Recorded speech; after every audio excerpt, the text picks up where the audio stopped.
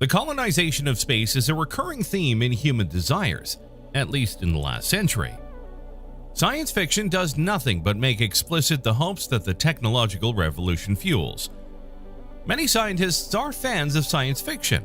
Perhaps this literary genre allows them to enjoy the extraordinary possibilities that research lets them glimpse even before these same possibilities, through study and work, are actually discovered and tested. How to move from one planet to another, from one star to another, or from one galaxy to another. Very fast engines and wormholes would offer a practical and seductive solution to the problem of long-distance star travel, but they hide a difficulty. We do not have the slightest idea of what a wormhole or a wormhole looks like, and physics does not yet allow us to exploit engines so powerful to push us beyond the speed of light.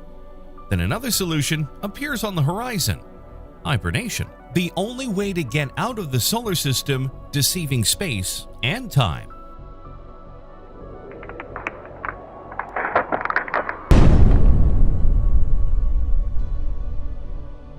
The idea of cryogenic suppression or cryosleep has always been one of the markers of hard science fiction.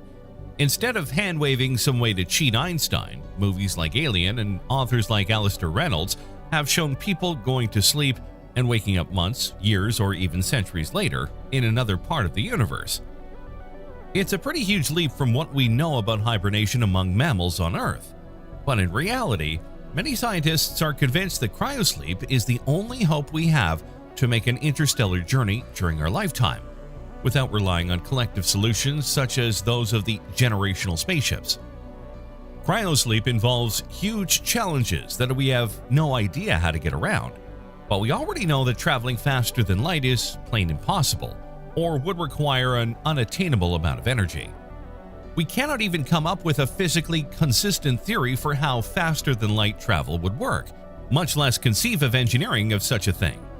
The faster than light method is, in our universe as we understand it today, a complete fantasy rather than merely an as-yet undeveloped technology.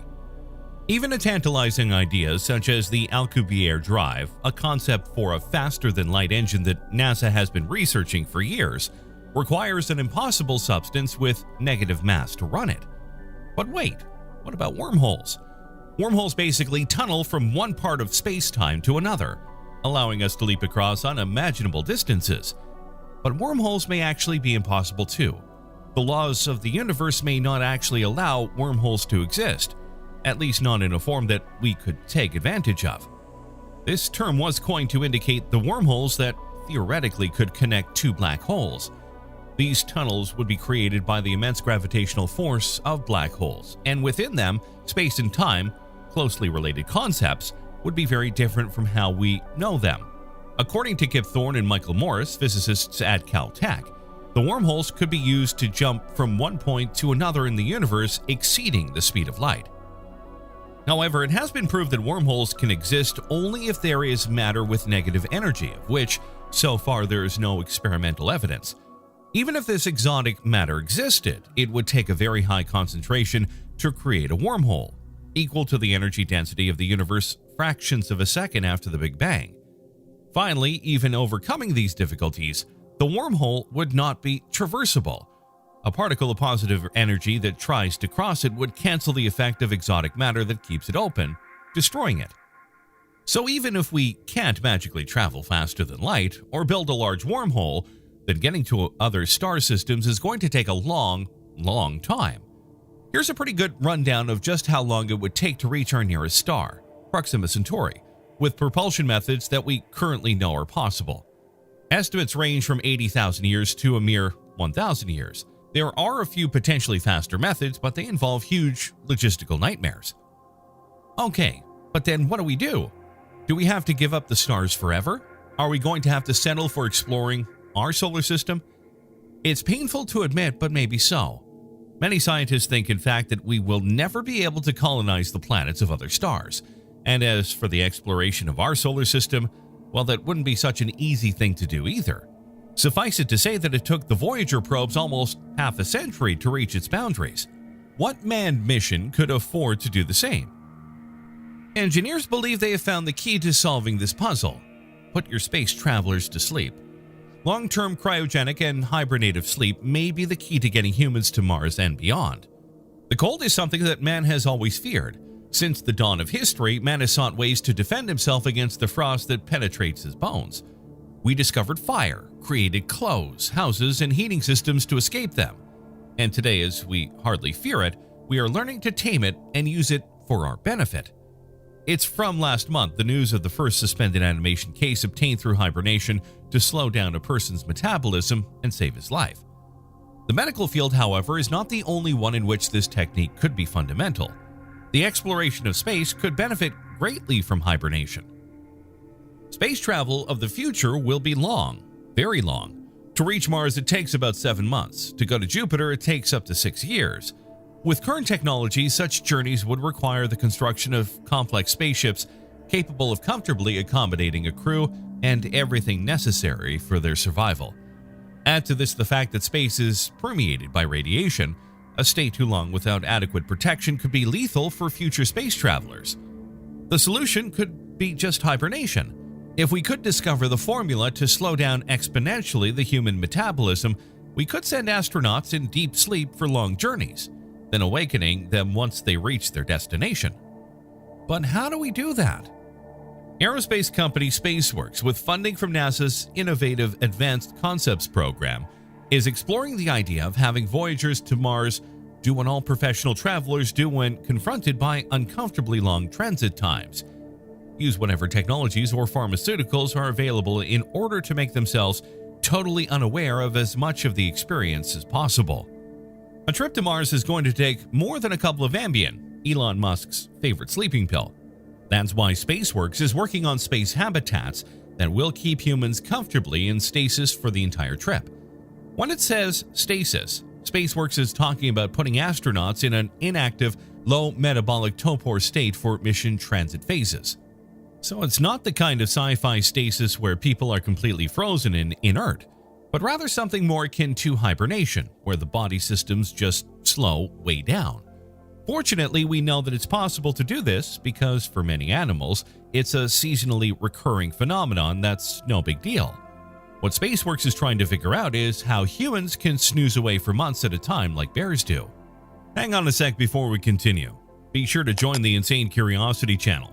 Click on the bell. You will help us to make products of even higher quality.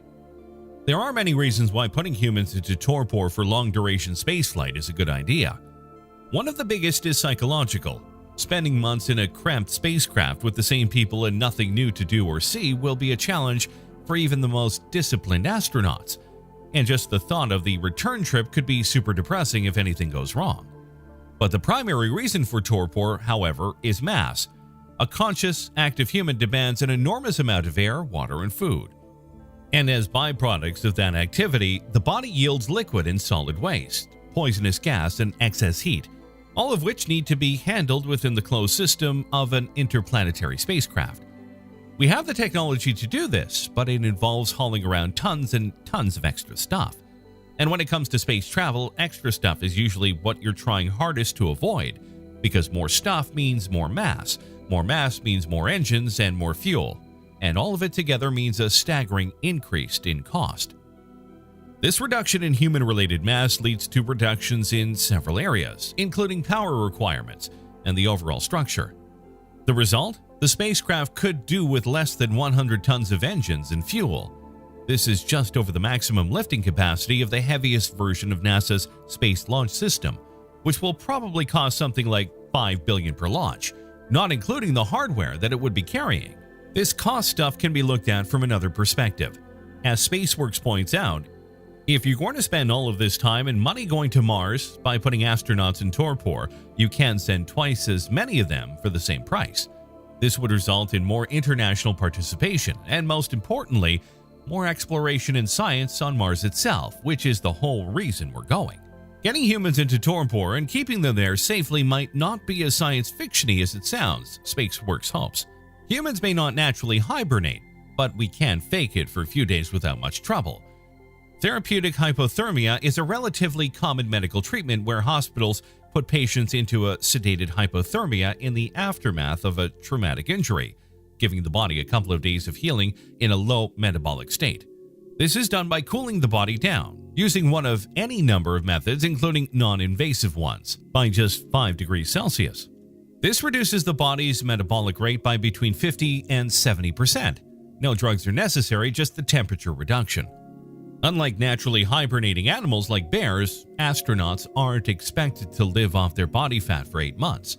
Liquid nutrients can be fed directly into the bloodstream, bypassing the digestive system completely. This technique is called total parenteral nutrition. It's common for people with gastrointestinal disorders. A human in torpor would need only about 300 grams of liquid nutrients per day, whereas astronauts on the ISS consume about 2,000 grams of food per day. What's more, you wouldn't have to worry about solid waste. A simple catheter would take care of everything. Here's what astronauts in a torpor habitat might look like. So why aren't we doing this already? Mostly because we haven't tried yet. There's no medical reason for people to be kept in low metabolic states through therapeutic hypothermia for more than about 5 days. So there isn't a lot of data on how to manage longer-term hibernation. SpaceWorks says that they're starting to see limited experimental data for hibernation of up to 14 days. 2 weeks is a critical time span. Being able to keep humans in stasis for at least that long makes NASA's vision start to become viable. Astronauts could be rotated through repeating cycles of activity and hibernation, keeping their consumption, waste, and boredom to a minimum. SpaceWorks is targeting torpor for the entire trip to Mars, though, and they've got some problems to solve. There are known complications for long-duration intravenous feeding, for example. And it also takes time to safely wake people up, which would be a problem if there's an emergency in the spacecraft or a medical issue. Or maybe you just have robots on hand to manage everything. Long-term, the argument for torpor becomes even more compelling as you start thinking about what it would take to colonize Mars with hundreds of people at a time. SpaceWorks has been toying with the idea of a transfer vehicle capable of hauling 100 passengers to Mars at once using 2 48-person torpor modules along with a 4-person active crew. Nobody is quite sure exactly what spending months and months in torpor might do to a human, mentally and physically. SpaceWorks is now in phase 2 of the NASA-funded research study on the subject. The company will be focusing on medical assessments and evaluations, exploring different approaches for metabolic suppression and nutritional support. Another big unknown they'll seek to explore: what prolonged hypothermia does to non-hibernating mammals. Prolonged microgravity might also be an issue, but SpaceWorks is exploring ways of spinning their stasis habitat to generate artificial gravity, a move that conscious astronauts wouldn't be able to handle, as well as using direct electrical stimulation to keep muscle mass from decreasing. At the same time, SpaceWorks is thinking much farther ahead, to what would come next after Mars. The ability to put humans in torpor indefinitely would potentially open up the asteroid belt and both Jupiter and Saturn to human exploration. Okay, but can we go further? Putting people to sleep for decades and maybe even the centuries it would take to travel between the stars? Right now, the answer is no. We don't have any technology at our disposal that could do this. We know that microbial life can be frozen for hundreds of years. Right now, there are parts of Siberia unfreezing after centuries of permafrost, awakening ancient microbes, viruses, plants, and even animals, but nothing on the scale of human beings. When humans freeze, ice crystals form in our cells, rupturing them permanently. There is one line of research that offers some hope: cryogenics. This process replaces the fluids of the human body with an antifreeze agent, which doesn't form the same destructive crystals. Scientists have successfully frozen and then unfrozen 50 millimeters, almost a quarter cup of tissue without any damage. In the next few years, we'll probably see this technology expanded to preserving organs for transplant, and eventually entire bodies, and maybe even humans. Then this science fiction idea might actually turn into reality. We'll finally be able to sleep our way between the stars.